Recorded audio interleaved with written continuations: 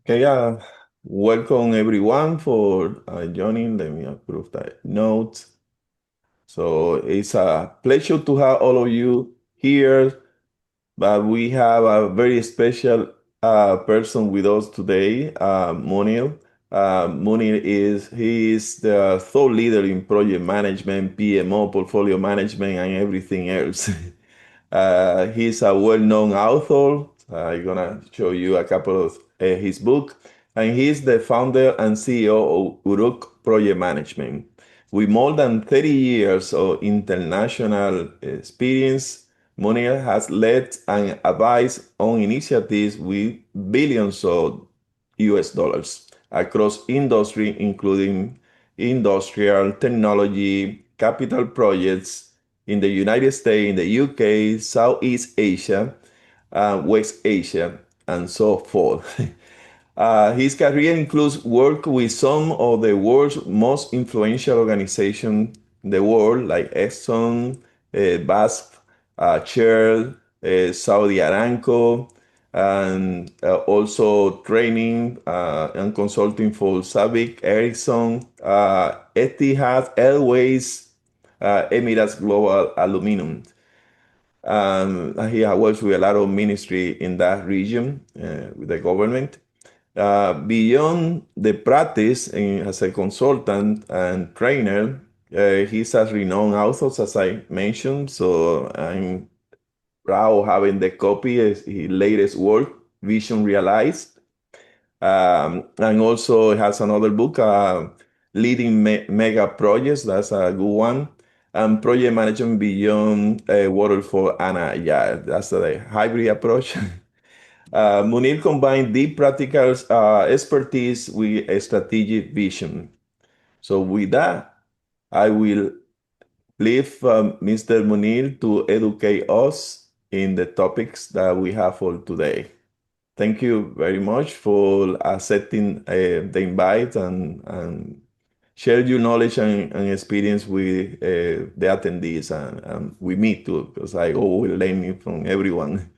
Thank you, all yours.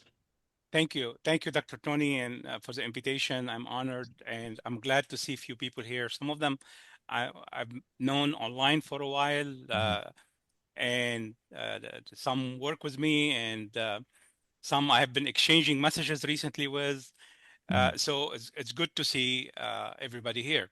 Let me share the slide, and of course, the presentation is recorded, so you will be able to have a copy.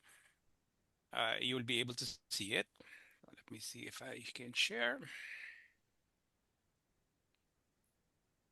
Let me know if you see the presentation. Is coming.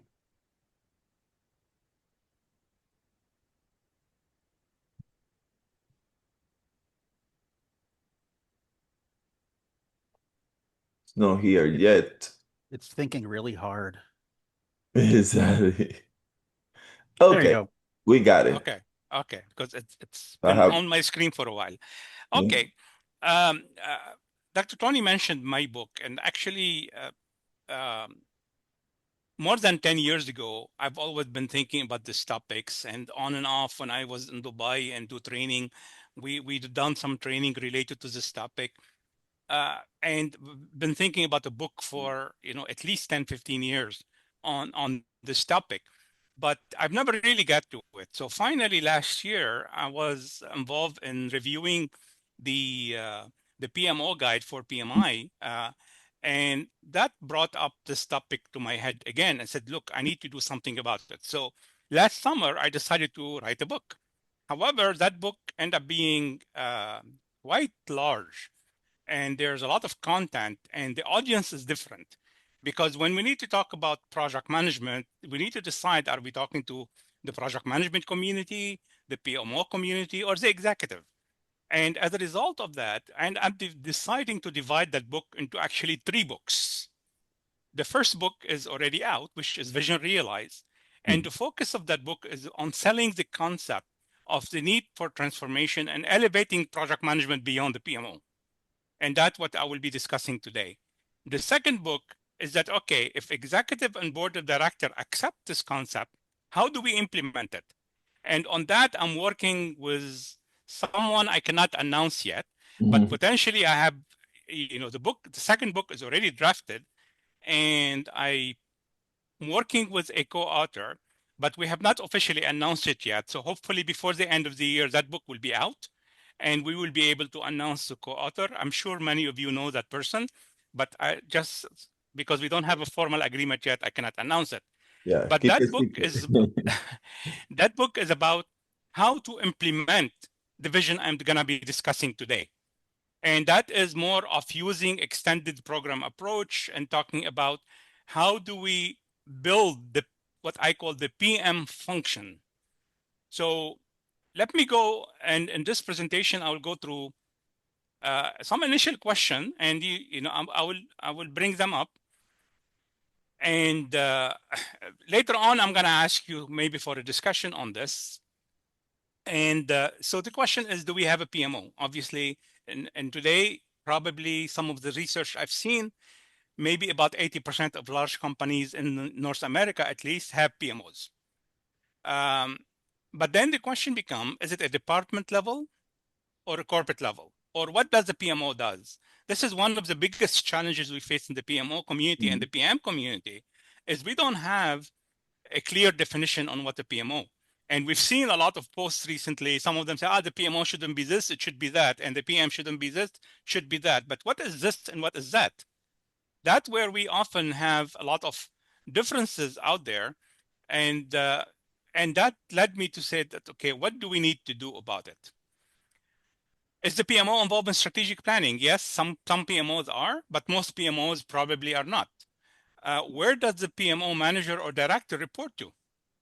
Do they report to CIO? Do they report to a department manager? Do they report to an executive committee or to a CEO or TO or where? What we've seen is that often a lot of PMOs are maybe department level, and I will share a slide later on this with some more description.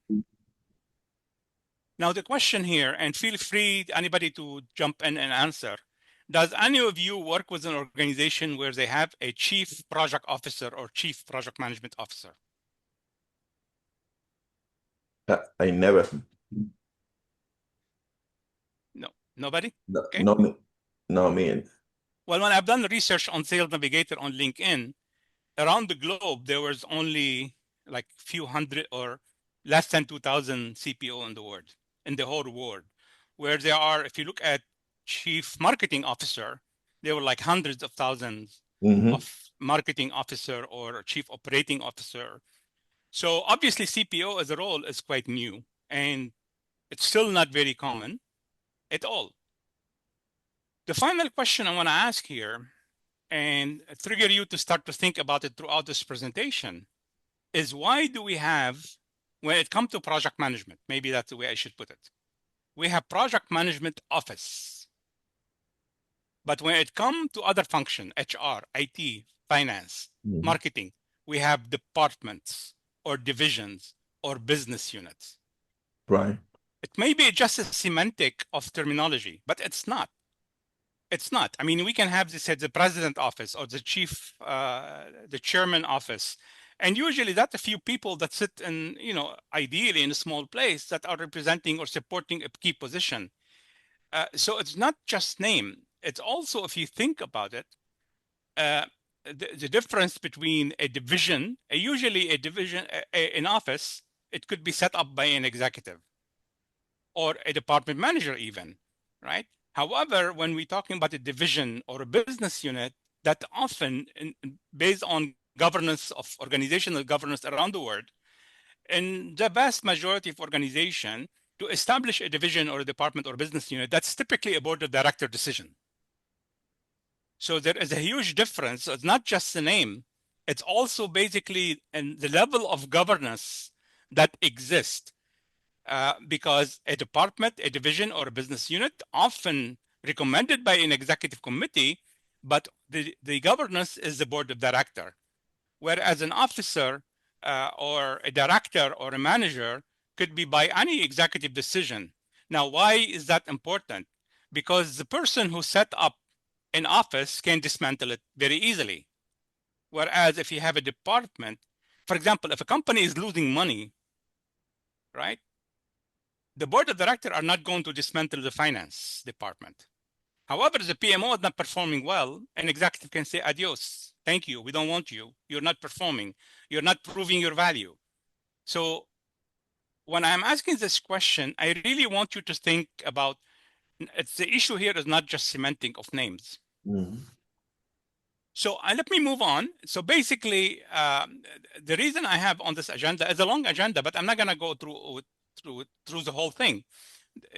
I'm going to focus on the blue areas, right? And the rest of them, they are in my book, but also I'm publishing about them on my newsletter. So basically, I will introduce them here, but I'm not gonna focus on them. My focus is going to be on the concept of business integrated project management and the PM function. And notice I'm using the word business integrated project management to indicate that project management should be something more than the way it is today. Now, it could be a given, it could be semantic, but I think there is more to it, and then you can be the judge as we go through it. So if we think about this, what we've seen, and that's what triggers this whole discussion and the question, is that in project management, an APM president or CEO wrote an article about maybe almost 2 years ago, that whether we have a problem, an image problem in project management, or whether we really have a problem. So do we have a problem, or is just only an image? Obviously, I'm one of those people who believe, no, we do have a problem in project management. Being behind schedule or over budget is often expected, tolerated, and even accepted. It's almost become a joke. Like whenever we hear a new project, executives subliminally or subconsciously assume, oh, here we go, another project, we're going to be behind schedule or over budget or something else. So the question here is that we still see, despite the professionalization, despite professional association, and PMO organization and certification, we still see a high rate of project management failure. I'm not going to use the word project failure at this time. I'm going to use project management failure, because we need to distinguish between project failure and project management failure. So if you look at some of the stats, basically, I think I have something blocking my screen. So let me just, okay. So some of the stat we often hear online, 70% of failure. But the problem I have with that number is that it doesn't clarify, is it mean 70% of project fail to deliver? That means these projects are either been terminated, canceled, or maybe finished and nobody care about them? Or is it project management failure? And there is a difference between the two, because you can have a project that run over budget and behind schedule and still deliver value. Maybe less value than anticipated, but it's there. Chaos report, some people don't like that report, but it's been consistent over the 20, 30 years they've been publishing this, is they talk about 2/3 of project being challenged or failed. And mega project based on actual benchmarking. So these are really good number, or at least a reputable and credible number. 65% failure on mega project, meaning those construction projects that cost $1 billion or more. Capital project, 40% failure. These are the projects that also include engineering and construction, but they are somewhere between maybe 50 million and 500 million. And of course, if you look at the Oxford studies, they talked about only 0.5% of project achieve their cost, time, and objective. Mm-hmm. So we can debate numbers and statistics as much as we like, but I think overall we can agree that there is a situation where we have problem. So years ago, I started to research what are the root cause of failure. And if we can have a discussion right now, we probably, with the few people in the room, we can probably come up with 100 reasons. But if you think about them hard, communication problem, number one. We hear a lot about communication is the number one on project. Is that a problem or a symptom? Is that a root cause or a symptom? Mm-hmm. Or material delivery in construction project. Is that a problem or a symptom? Right? So when you start to hear about what are the causes of failure, and you really think about them, are these root causes or are these symptom? You will probably conclude that they are symptom. So we often, like I mentioned, the number one, communication is the problem. The problem is we always look for the single, what is the best answer or what is the most cause. And that's part of the problem we face in project management. We're looking for that single, like magic something that Mm. either will be driving us in a bad direction or a good direction. We fail to think of project as systems, right? So in my book, I dedicated the first half of the book about looking at the current state of practice. And I've looked at what are the inhibitors to project performance today? And what is the current state of practice of project management in general as a field, as a domain? And what is the current state of practice of a PMO? And how does project management differ from one industry or project type to another? For example, the differences between technology and pharmaceutical or oil and gas or facilities. And also look at the C-suite. How does the C-suite, the executive communities or committees, look at project management, which is often looked at as transactional, operational task, is not worthy a seat at the table. Mm. Now, again, I'm not going to go through all this detail because each one of them is a chapter in the book. But also, again, I re-mention again on LinkedIn, I have a newsletter that I have addressed all of these in recent articles. So you'll be able to get more in depth about any of these topics. So the case of change. Obviously, I concluded that there is a need for change, but you can make up your mind. And here I raise some question. Do we need to change? What would you change if you were the executive committee, if you are on the C-suite? What would you change if you are a board of director? Does project management have a role in strategy formulation? Notice I'm not talking about strategy execution. I'm talking about formulation first. And of course, how about strategy execution? How can project management support realizing the vision of organization? Or can we support it, right? So these are some of the questions I raised. And I invite you to think about them. Take your time, during the presentation and after the presentation to think about what can you do. Obviously, in this case, I'm sharing my views. So I will give you my opinion. Obviously, I agree, or the reason it triggered all these books and this work is we need a change. And the change is about how do we bridge vision. And we're talking about here, not project vision, I'm talking about organization vision, because my focus is on the business. On my message is to executive and board of directors and senior manager. How do we bridge vision to achievement? Now, in project management, for years, we think that project management, and when I say project management in this case, it's overall project management, including portfolio management and all other area, it definitely can be a bridge. However, I want it to be more than a bridge. So the case of change, for change, in my view, is that project management must be a core organizational function. Now, what do I mean by a core organizational function? A department organizational unit is a division, department, depend on the size of the organization, could be a department, a division, or a business unit, right? Which means instead of a PMO, I mean, it doesn't replace a PMO. It's a higher level of a PMO. If you think, I mean, you want to call it PMO still, that's fine. But the idea is that it needs to become permanent organization. Now, I have to be careful here. I know some PMOs, but very, very, very few. Unfortunately, I don't have any statistics on this, and there have been no studies on this. What percentage of PMO today that actually might fit what I'm describing here? I'm willing to guess less than 1%, but I don't know. I don't have any information. I'm just based on observation. I am guessing. So this is a guess rather than a true observation or based on a study, right? So we need to have the project management as a function, which means it's a permanent organization unit established by a board of directors and led by a chief project officer and support strategy formulation and lead strategy execution. So almost counter what I just said on the previous slide.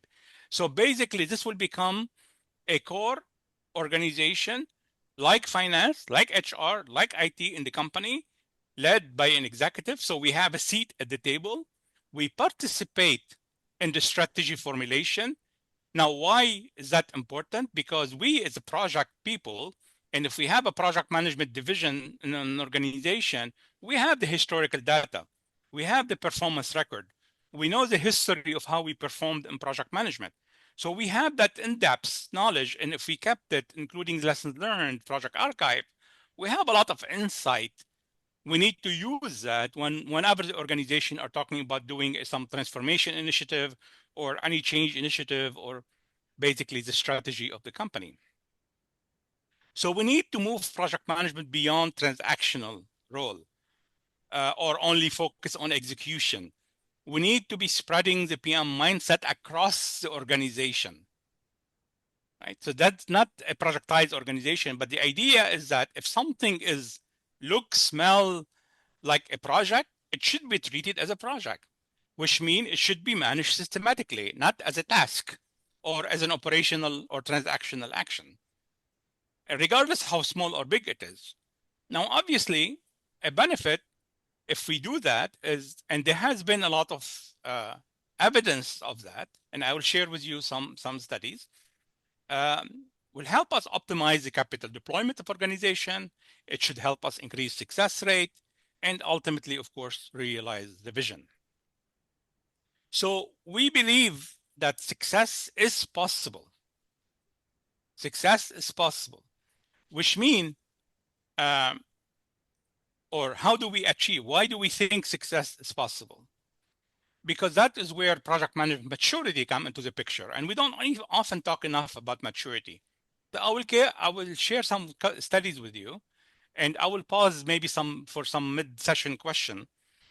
And I'll share with you, for example, studies from my alma mater, Berkeley, University of California, from PM Solution, from Independent Project Analysis. And if you don't know these organizations, I'll tell you who they are as we go through this. Now, as Uruk, we've been working on these kind of concepts since 2007. I mean, obviously, Uruk did not exist then, but it was as SUKAD. The predecessor for Uruk was SUKAD, was based on Dubai, and we were operating in Dubai from 2004 to 2019. And Nada is on the call. She was one of the people who worked with me in Dubai, and she worked with me in the US. So we developed concepts such as the Uruk value delivery methodology, the 4-dimensional project success, the PCA model, and some of these things we developed to help organization basically achieve success. So, and what you see here on the right, this is basically a document. If you go to our website and knowledge tab, under the knowledge tab, you will find there are some papers and some tools and references. So we have some information there, few references there that could be valuable. Download. All what you need is just to register on the website and you can download. Everything is free.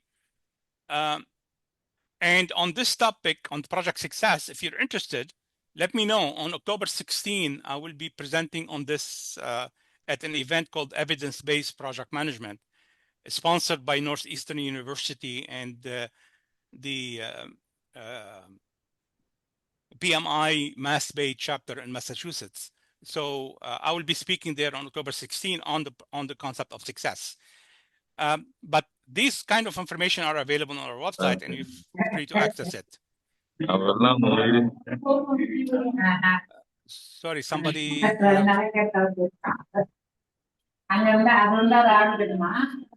a mic, please.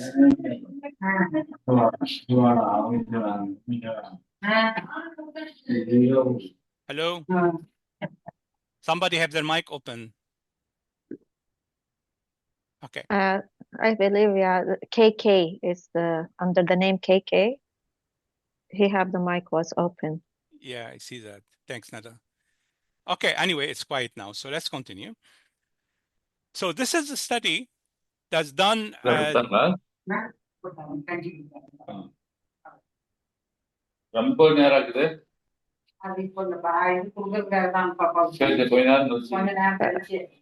Maybe Dr. Tony can, ask him to leave the meeting. No, I mean, okay, here you go, mute. Here okay, thank you. Okay, so basically what we have here, this is a Berkeley study that was done about 20 years ago and was published as a PMI book about the impact of project management maturity on project success. And if you look at the Berkeley model, they have, the business process management at Berkeley and the project management department in Berkeley, they have this model. And as most maturity model have 5 steps. And basically, of course, with every step, the organization build on the previous step. So what does this curve say? If you look at the arch that is seen on the screen, and it peak at around step number 3, that as you build the project management in organization, when let's say an organization does not have project management today, it's only ad hoc, the cheer people, but there is nothing, no formal structure or process or a PMO in the organization. And if that organization want to adopt project management, they will start to build. They will do training, awareness, writing processes, policies, guideline, train people, and they go through different steps. So when they reach step number 3, that usually mean the processes are now written and they are being practiced. Okay, that is where project management caused the curve. Well, in the step 1, 2, and 3, you're spending a lot of money on project management to institutionalize project management, to make it part of the core of the organization. So you're spending money, you're investing. In addition to the cost of managing project, you are spending money on improvement. But once you reach like level 3, the cost to manage project will start to drop because now you have systems in place. If you want to write a charter, you don't have to go search the internet for what a charter is and what does it look like. Here, you will probably have a process, policy, guideline, even example and template of how to do a charter, so it become much easier. And imagine the same thing for risk management, quality, procurement, and everything else. So this study have shown that when you reach level 3, the cost of managing project and organization start to drop. And of course, as you go from step 1 to 2 to 3, the cost performance of the project and the schedule performance of the projects are improving. So you're improving 2 things. You're improving the cost and schedule performance. You're doing better with every step. And you are also reducing your project management costs once you reach level 3. This is another study. It's an old study, but I saw the same study done recently, and it almost says the same thing. This is from PM Solution. And basically, they will, as you can see here, on different categories, level 2 do better than level 1, and level 3 does better than level 2. So, which another proof that as we increase maturity in organization, we are able to significantly improve performance in the organization. And this is not only improving performance, it's also improving productivity and other factors. This is another study here that was done by IPA. For those who don't know, IPA is a company called Independent Project Analysis, and they specialize in benchmarking projects. So when they do give us data, they are giving us data based on hundreds, if not thousands of hours of actually collecting data from client, and probably thousands of projects are involved. Like in this book by Paul Barshop, one of their executive, basically it was based for what we call capital project, which mean anything from probably from 50 to 500 million. And the conclusion from the book, and this is based on thousands and thousands of projects, that if the organization, so now I'm not only talking about maturity overall, now we're talking about methodology. If the organization follow a well-defined PLC model, a methodology that follow a life cycle, they can see about 5% increase in net present value. So let's say they estimated the project is going to give them $10 million in net present value. When they approve the project, at the end of the day, they see 5% increase. So actually they do better than expected. If they follow a methodology, a PLC model, but not very well defined, or they're not very strict about it, they could lose up to 22% of their net present value. What does it mean? And that may be where organizations today are sleeping at the wheel, right? That means they are still delivering profit, right? So maybe they don't feel the urgency or the problem that they need to fix project management, because they're still producing net present value. They're still seeing profit. However, it's 22% reduction in that net present value. And if they don't follow methodology at all, they see up to 45% reduction in their net present value, which means about half of what they expected to achieve, the value we keep talking today. We talk a lot about value in project management. PMI is talking a lot about value recently as well, right? But we lose half of that value from what we anticipate when we start the project by the time we finished it. That's huge, right? But again, because we are still producing profit, maybe these companies don't feel the urgency. Now, when you hear the word stage gate model, especially people from technology, there's an impression. Well, actually, let me ask you the question, and anybody feel free to jump in. When you hear the word stage gate model or a PLC model, what do you think the impact of that on schedules? Does it slow a project or speed up the project? Bureaucracy, delay. There is an image, there is an image out there that a stage gate model is a bureaucratic process. Mark, you unmuted. You want to say something? No, I as much as I respect Dr. Tony, I'd have to disagree. Okay. My belief has always been you have two choices. You can go fast to go slow, or you can go slow to go fast. Interesting. Okay. Anyone And else? Yeah, go ahead. Sorry, finish. no, and stage gating is going slow to go fast in my estimation. Yeah, I think some would talk also about Yeah. think slow, act fast, right? That's another way of the same thing. Okay. Mounir, this is Ali Khabouri from the other side Ali, of the hello, world. Ali. Yeah, I used to be in the impression like Dr. Tony's was like bureaucracy slowing down, but then I also tend to agree with the other side of the idea that be careful. You just don't have to jump off the cliff every time you see a cliff. Yeah. Watch your steps. So I'm kind of on the other opinion right now than I used to be before. Great. Yeah, I mean the idea because of stage gate is because some people work in an organization where there's a bureaucracy, and every time you have a stage gate, that means you have a decision, and you have probably multiple people involved. So people think that that's gonna slow down the project. It's true. It's true if the organization is bureaucratic, but that is the failure of the organization, not of the methodology itself. And that's where we often believe that is obviously a stage gate model in a very bureaucratic organization is probably be a killer. It probably hurt. However, the idea is that, again, we need to look at the whole system, right? We don't look at something. We always, when Agile came about and became famous, they were blaming waterfall. And that's why I ended up writing a book about going beyond waterfall and Agile. We cannot look at a single problem or blame the methodology. If the organization is bureaucratic, we need to work on that. So here is a study that was done.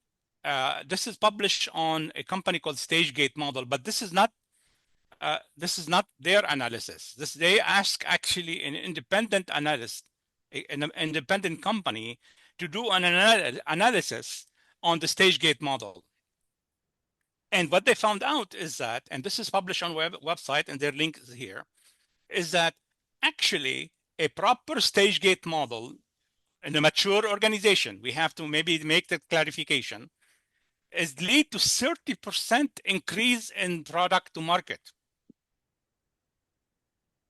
Because if we analyze why, because the decision making, getting the stakeholder involved with the stage gate, you're basically doing your best to not to jump over the cliff, I guess, like Ali was saying, right? You are taking your time to decide whether we should continue or not.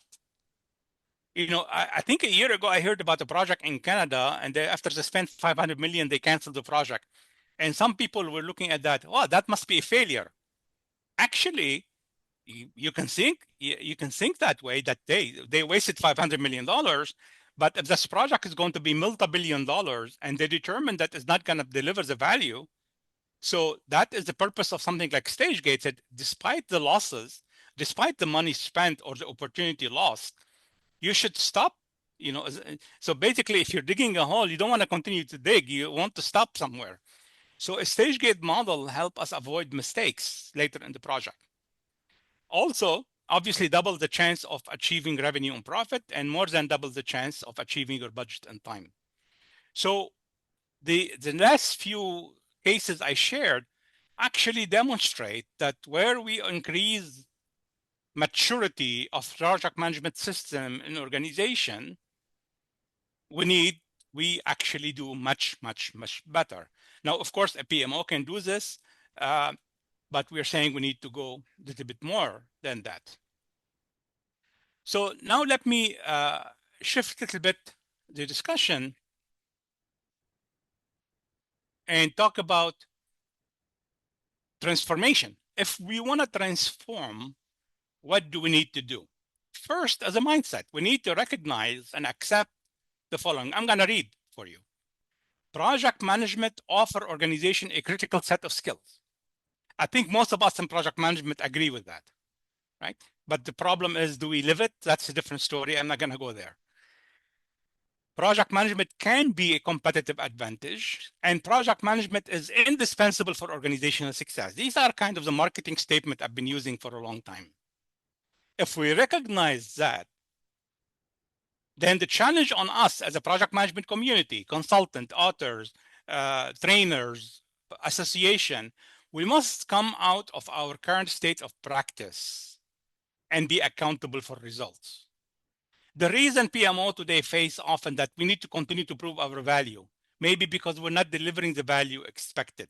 Maybe we're not communicating well, right? But often, if executives are not giving us a seat at the table and they are not seeing, they are keep asking us for demonstrate our value because maybe we are not delivering the value they want. Now, this could be something as long, as little as we need to learn how to speak to executive, or really, and blame it on the executive. They don't sponsor us. They don't support us. We can blame as much as we want. However, in reality, if we don't accept our failure and our challenges, we cannot fix them.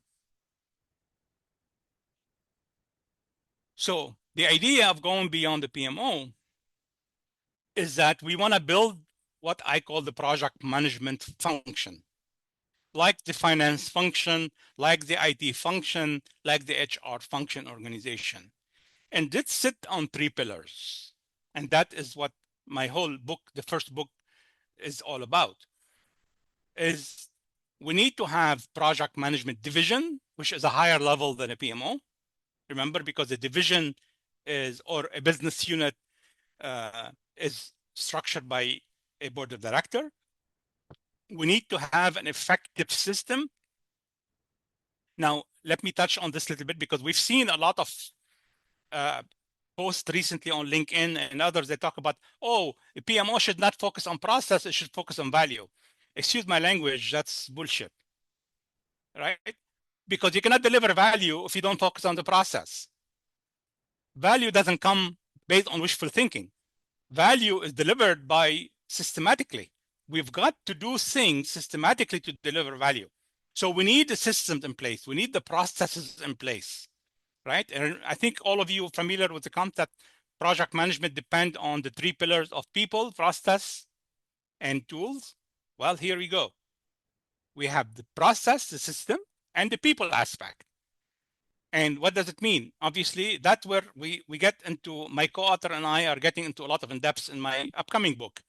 However, the idea is that we need to focus on all 3. We need to build the division, we need to build the system, and we need to make sure that we take care of the people side. So a division, and this is only an example, would look like basically something like this. It can be more or less. Basically, what you see here is that this green at the bottom could be a department. So if you have a division, it could be a department.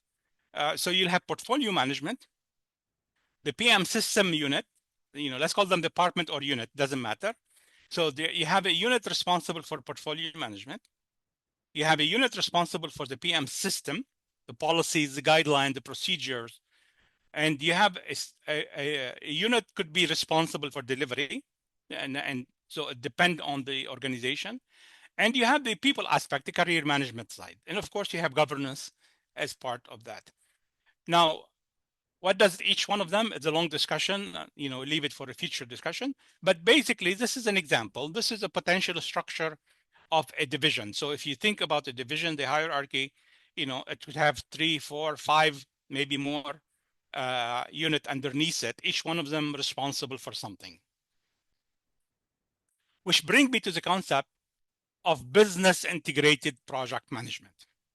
Because this whole idea here, right, is that when we are dealing from here, we are integrating project management. We are making project management as a core organizational function. It has to be essential element of an organization.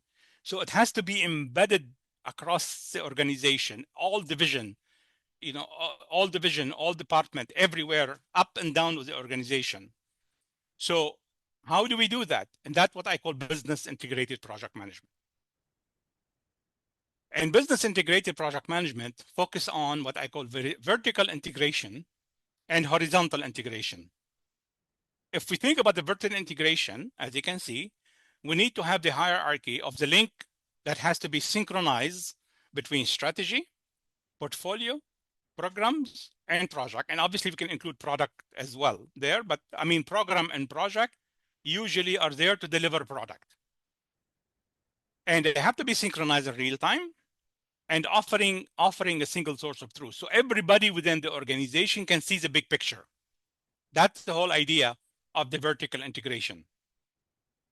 If we look at the horizontal integration, and that is basically where Uruk for 20 years have been working on the concept of value delivery methodology, right? It used to be called CAMP before. So if you've read some of my old books, you will probably see the word CAMP, customizable and adaptable methodology for managing project.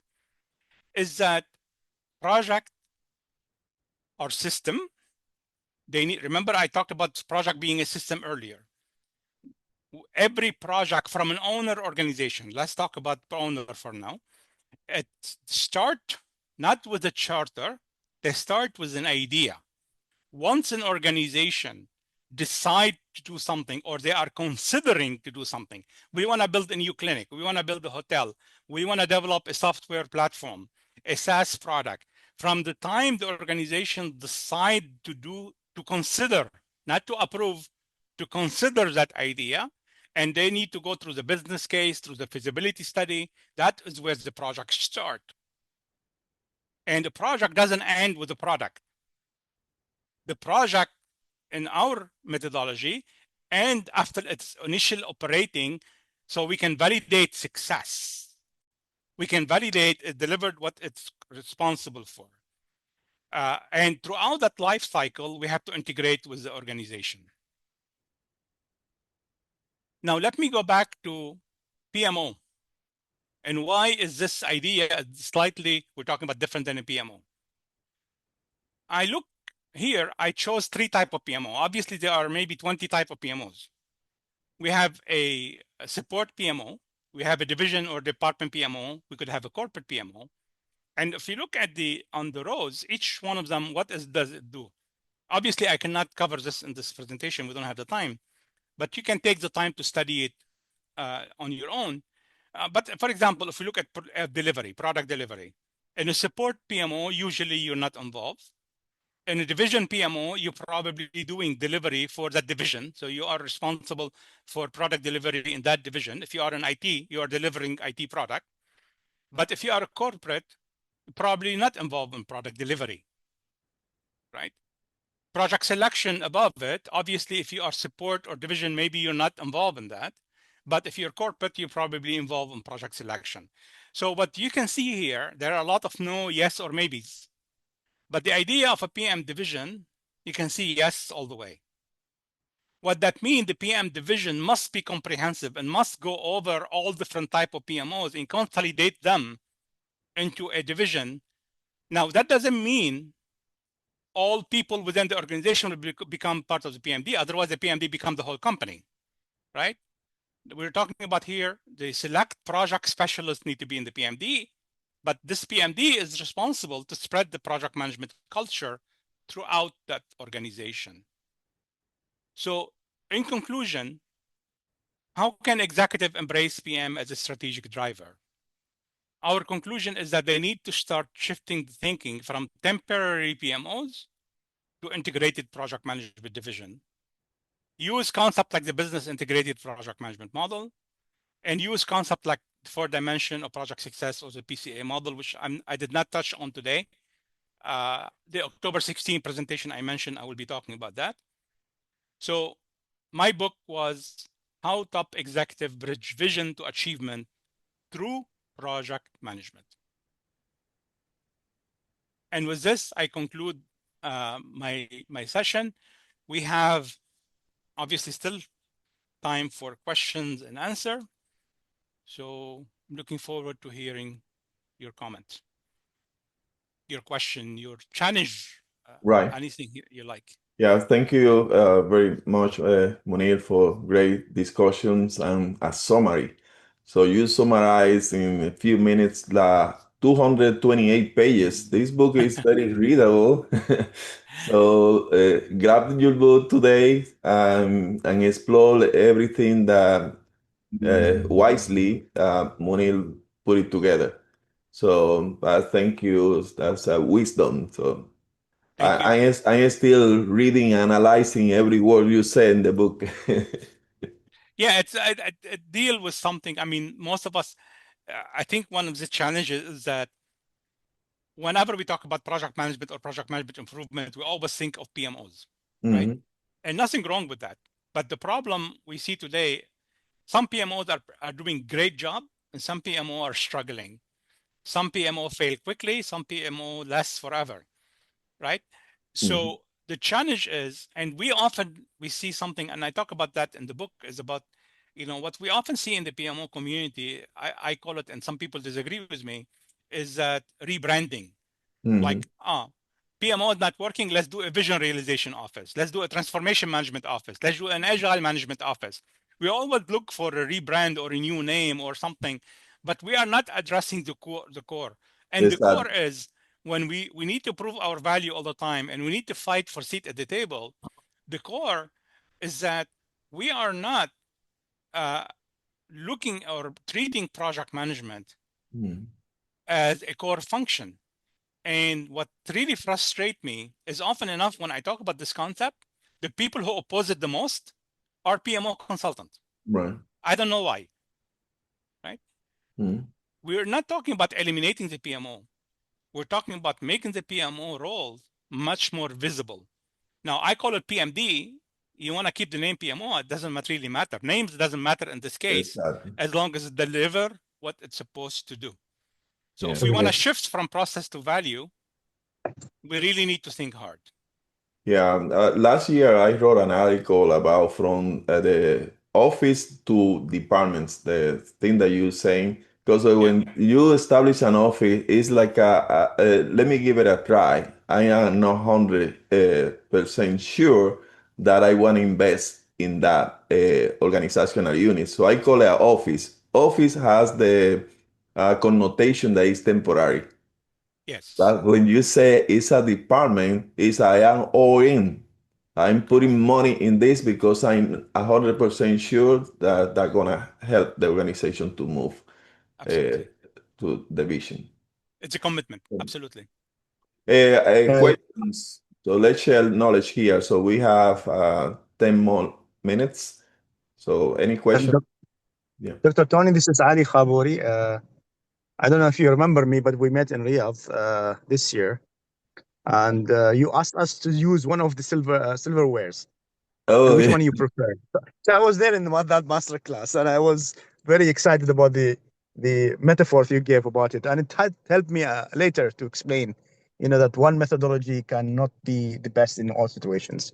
So Exactly. thank you for that, Mounir. Good to hear you. I think this contribution it's coming right on the time because, in my personal opinion, the debate of methodologies is over. That era is Yeah. gone. Now, Yeah. I think the era that we are in is the value era. Mhm. Is how do we really deliver value to organizations? And so I yet to read the book. I yet to receive it. It's a task on you, Munir, now, not on me. Okay. Uh, but I'm very happy to hear this. It will help formulate a lot of loose ideas in my mind. It will help me see statistics that I could not reach because of how difficult it is to reach statistics in the domain of project management. So thank you for this effort, and I'll see you soon. I'll try to attend more sessions. Yeah. Thank you very Sounds great. much. Thanks, Ali. Yeah. Mark, any questions? Cassim, nice to see you. And thank you for your support. So thank you for all the likes and comments that you do for all my articles and postings. So Thank you. thank you. We also discussed with Mr. Mounir about how can we stay on the table at the sea level. We Yeah. discussed and we messaged because Yes, I remember. Yep. I didn't repeat these questions. But if Mr. Mounir can explain again our questions, maybe it can be very useful. Yeah, Right. I mean, the question was mostly about the role of the CPO and whether that is a duplication, whether there's, now we have C-suite executives stepping on each other's toes or not. Organization keep adding executive every day. I mean, a few years ago, we never heard of chief innovation officer or chief Mhm. people officer Right.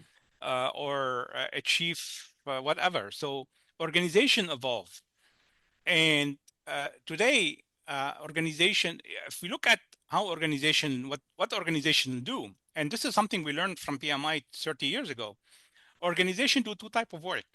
They do operation and they do project. Mhm. For operation, we have COO, we have a chief operating officer. These are the people responsible for the processes and policies and guideline in their department, and the finance and the IT. So we do focus a lot on operation. But if we look at it, what does an organization have? They have three type of processes. You have the strategic processes, which is strategy formulation, vision, mission, values, purpose, all of that. You have the operating processes, and we have the project processes. The problem is the project processes have been ignored or at least left to maybe the individual project manager, and each one of them does their things any way they want. Or they might have a small PMO focusing on a couple of processes but ignoring other areas. So organization deliver value through operation and through project.